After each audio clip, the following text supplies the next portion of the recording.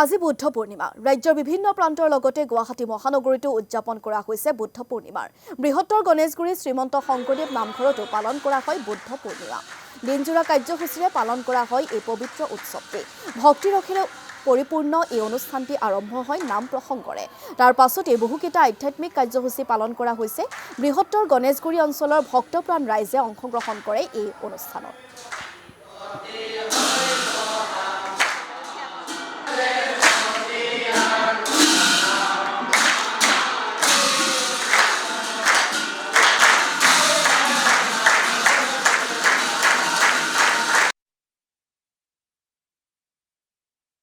বুদ্ধ পূৰ্ণিমাটো বৰ পবিত্ৰ দিন আৰু এই পবিত্ৰ দিনটোত প্ৰতি নামঘৰে নাম চলিছে আৰু এই নামঘৰতো প্ৰতি বছৰেই নাম চলি থাকে এইবাৰো এই অনুষ্ঠানটি উদযাপিত কৰিছে উদ্যোক্তাসকলে বৰ আনন্দেৰে তেওঁলোকে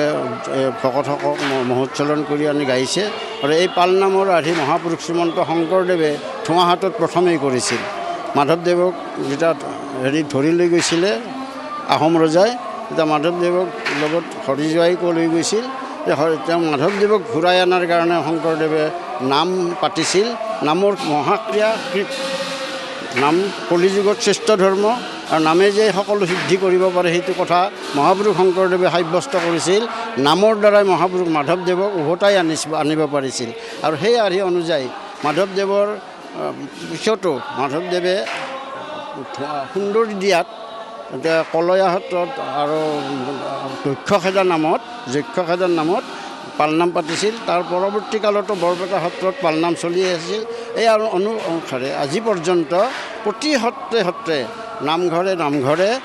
এই পালনামৰ আৰ্হি চলি আছে বৃহত্তৰ গণেশগুৰি শ্ৰীমন্ত শংকৰদেৱ নামঘৰত আজি বুদ্ধ পূৰ্ণিমাৰ পবিত্ৰ তিথিত পালনামৰ আয়োজন কৰিছোঁ এই সকলোৰে শুভ কামনা কৰি বিশ্ব শান্তিৰ কাৰণে এই পালনাম আগবঢ়োৱা হৈছে